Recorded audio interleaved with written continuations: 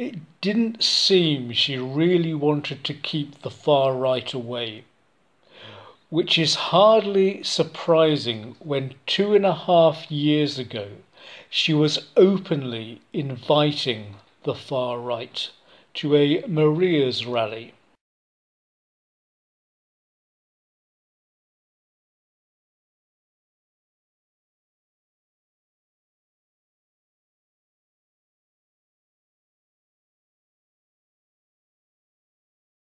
Hi.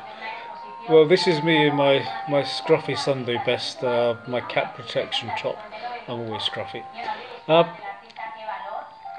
After my video on why I think Veterans Against Terrorism is compromising itself working with someone with such a clear far-right taint as Luke Nash Jones, I received this charming message from Simon Harris on Facebook.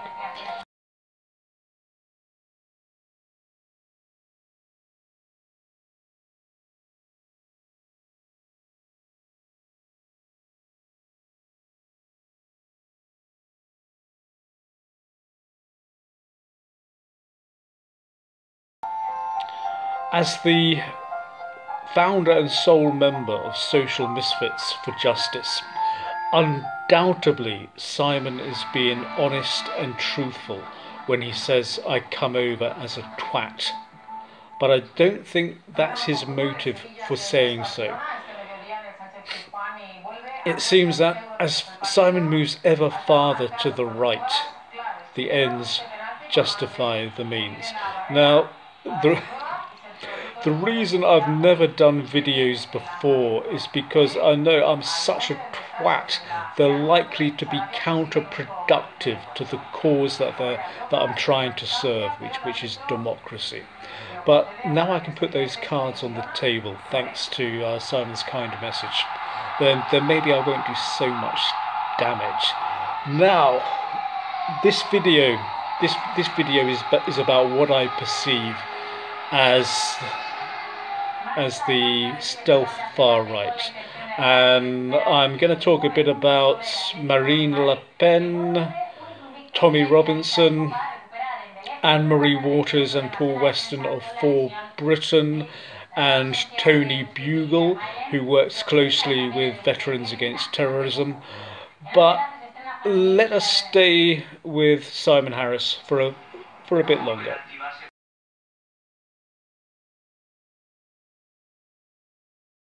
So, I've turned the telly off, which might help. Let's have a look at what Simon had to say on the murder of Mr. Makram Ali by Mr. Darren Jones. Darren Osborne case, which I'm sure everybody's been following this in the news. Darren Osborne was the guy that drove his van into a group of Muslims. It was June last year, I think, following the Al-Quds Day march, and one person who'd already had a heart attack died. Yeah. Mr. Osborne committed a mercy killing, didn't he? Yeah. He saw a poor guy lying on the floor in the street, dying of a heart attack, and decided to put him out of his misery. Yeah. People like Simon Harris, who downplay the murder of Mr. Akram Ali by Mr. Osborne, are trying to palliate revenge terrorism. Now, as a Christian and a conservative, I have been glued to Simon's videos for a few months now. He's on a journey from the left to the right, and he's taking dual contradictory paths. One Christian friendly, the other alt-right friendly. And alt-right, of course, is now a byword for Nazi. And it seems that the alt-right path is winning out. let's see conclusive proof of that, shall we? In this article here,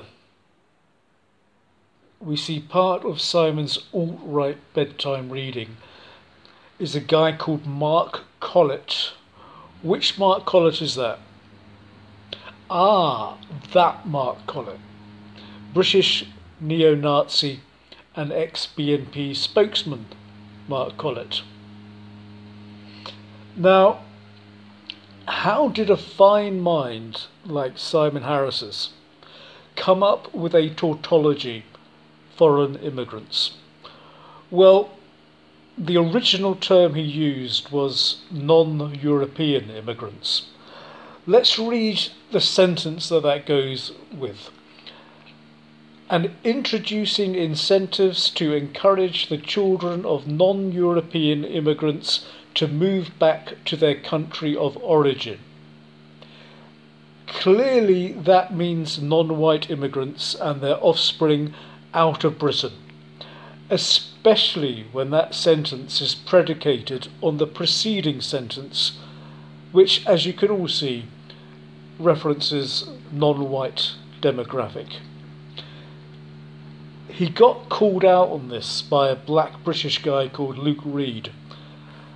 And this is the moment when Simon tied himself in an intellectual knot. Looking at how Britain has changed in my lifetime.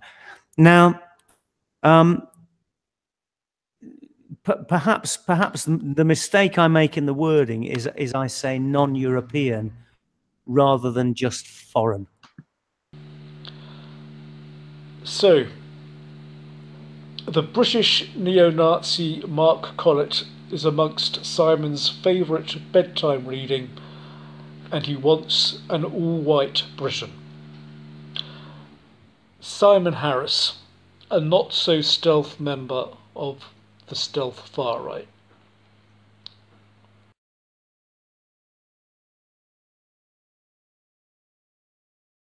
Marine Le Pen, leader of a fascist party who says she's not a fascist. Now, if you call yourself a Democrat and you take that on face value, please get in touch with me. I have a bridge I want to sell. Now, very commendably, Nigel Farage refused to be part of a European parliamentary group with Marine Le Pen and her Front National because of the huge question mark that is over her. Geert Wilders did form a group with her. Does that mean that Geert Wilders is fascist? I would say absolutely not. Geert Wilders is a personal hero of mine, but I think he made a dreadful mistake.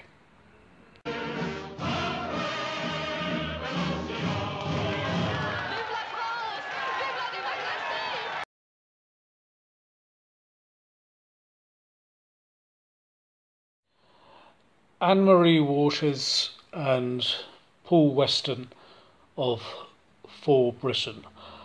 Now, I absolutely lap up almost everything that Anne-Marie Waters says. She's massively brave and she's massively articulate and has great commitment. But when she says this, it's destroying a white identity and white culture, and I have make no apology. And also, as memory serves, she spoke about white civilization at a traditional Britain event attended by this gentleman. Includes many young people. And once again, neo-Nazi Mark Collett.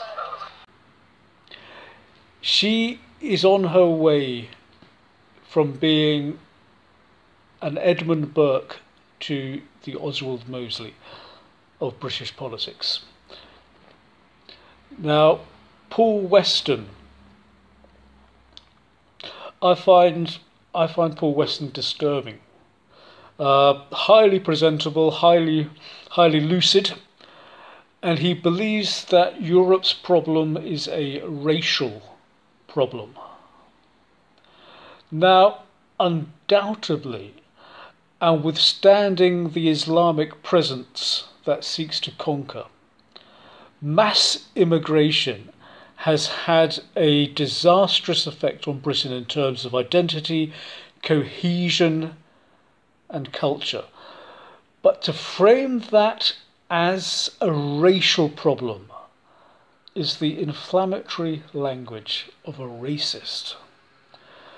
Now, it's outrageous that the Electoral Commission appears to be acting with political animus to stall the registration of For Britain. But if you pardon me to be a little bit corny, For Britain is bad for Britain.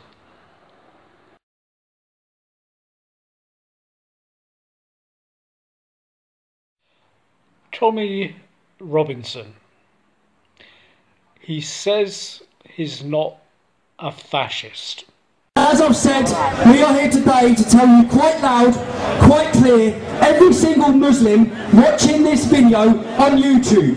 On 7/7, you got away with killing and maiming British citizens. You got away with it. Next time you think about it, you better understand that we have built a network from one end of this country to the other end.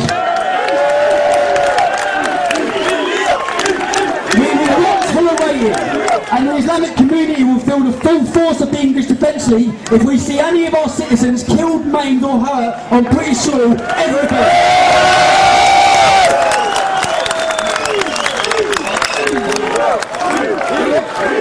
A lot of people like to say, am I getting arrested for my Democratic right? Am I getting arrested for my Democratic right?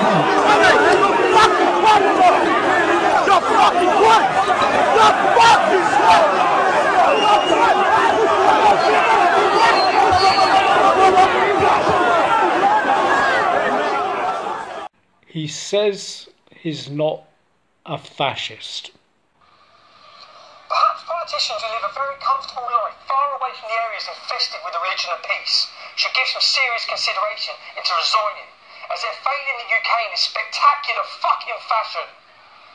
I have said time and time again, if we don't get this issue dealt with, then the British public will.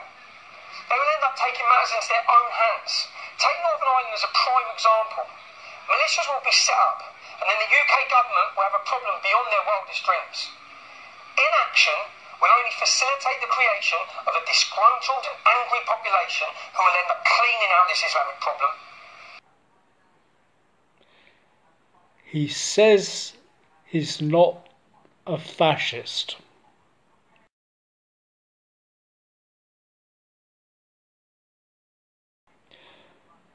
So Tommy Robinson there, cozying up with Britain First, founded by ex-members of the BNP.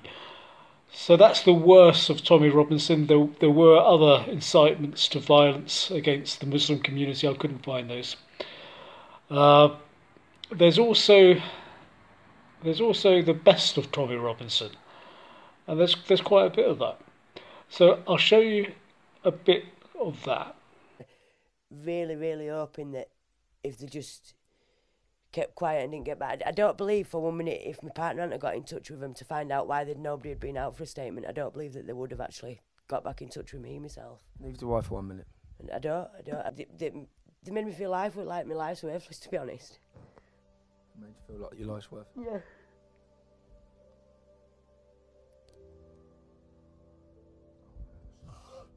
It's just winding me up.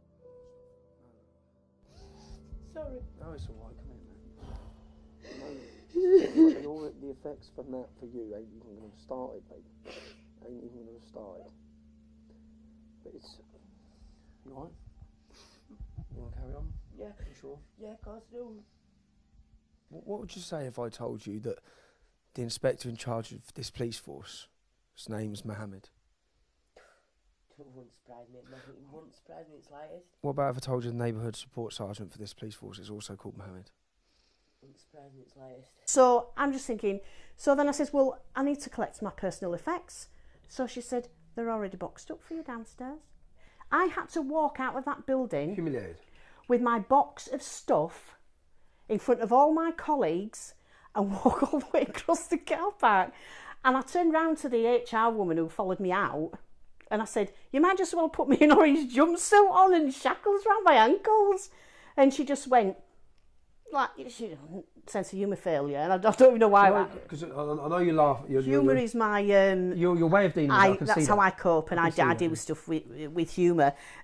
However, as you can see, my fingers are picked to pieces. Now, Tommy Robinson, pardon me, he reminds me of some people I've known who are pretty rough and have got a lot of heart. And do I think Tommy Robinson is a racist? I don't think he is. Do I think he's an anti-Semite? No, I don't think he is. Do I think he's a fascist? Yes, I do. I think Tommy Robinson is a Mussolini fascist. Mussolini was not an anti-Semite. He said that's a blonde thing. Although, of course, he did round up the Jews for the Germans. But if Ezra Levant of Rebel Media sees enough in Tommy Robinson to give him a chance, then I think it's early days to judge Tommy Robinson. Personally, if I lived in Luton and Tommy Robinson stood as an independent candidate and was opposed by quisling Islamist dhimmis, I would vote for Tommy Robinson without hesitation. If he stood for Britain, I would not do so. For Britain is an organisation, as I've indicated, that I think will be a great force for evil.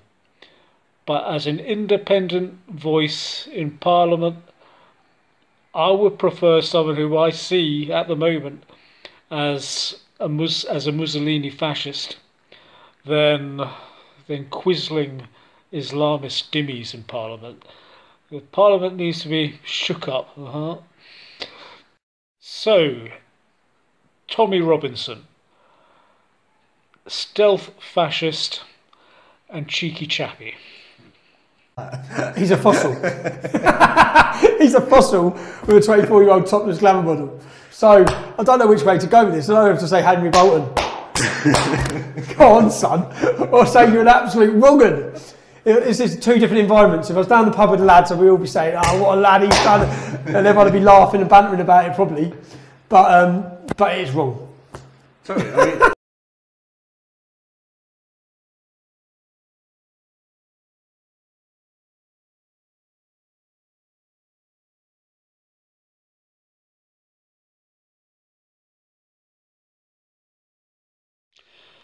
Toni Bugle. No amusement factor in this section. After my video on the far-right taint of Luke Nash Jones, I received a Facebook phone call from Toni Bugle. She told me he couldn't be an extremist as he doesn't go out killing people and doing violence. It was that type of conversation. Early into it, I said I found it disingenuous and manipulative.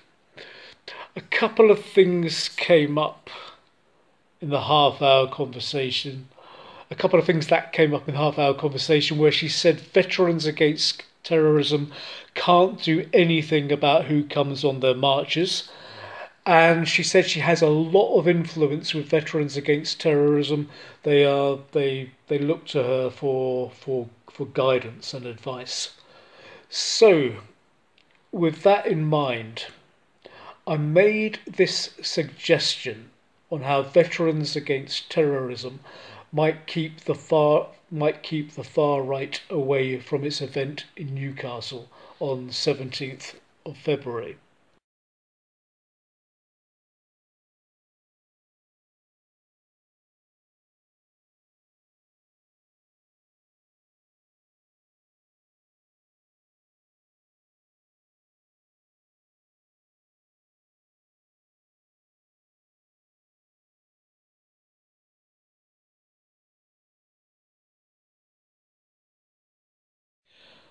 This was her immediate response.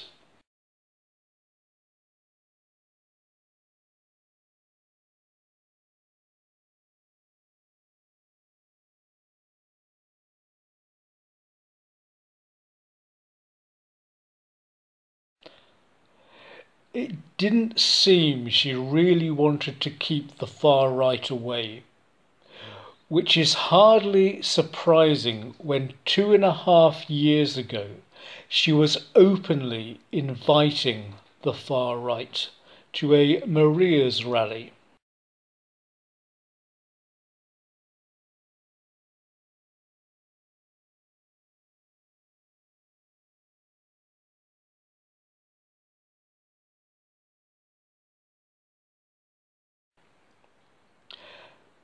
She's since pulled the video, but I was aware of this at the time and saw it. Overall, the Mirror report is lefty guff, but it's word for word accurate on what Ms. Bugle said in her video. I've been watching Ms. Bugle since and came to the conclusion that while she once may have been far right, she isn't far right any longer. Now I know I was wrong. Toni Bugle, like Luke Nash-Jones, is a scheduled speaker at the next Veterans Against Terrorism rally in Newcastle on the 17th of February. As things become ever more desperate with the ever-increasing advance of Islam and the far left, people will become ever more willing to delude themselves about anyone who offers hope. And the more desperate things become, the less covert the stealth far right will be, until people don't care they're turning to naked fascist evil. Democratic counter-jihad is almost non-existent. There's a few disparate voices like Douglas Murray and Melanie Phillips, but counter-jihad in Britain is dominated by the far right and the stealth far right. I see it as a foregone conclusion that we're going to end up in civil war between the far right and Islam and its far left allies.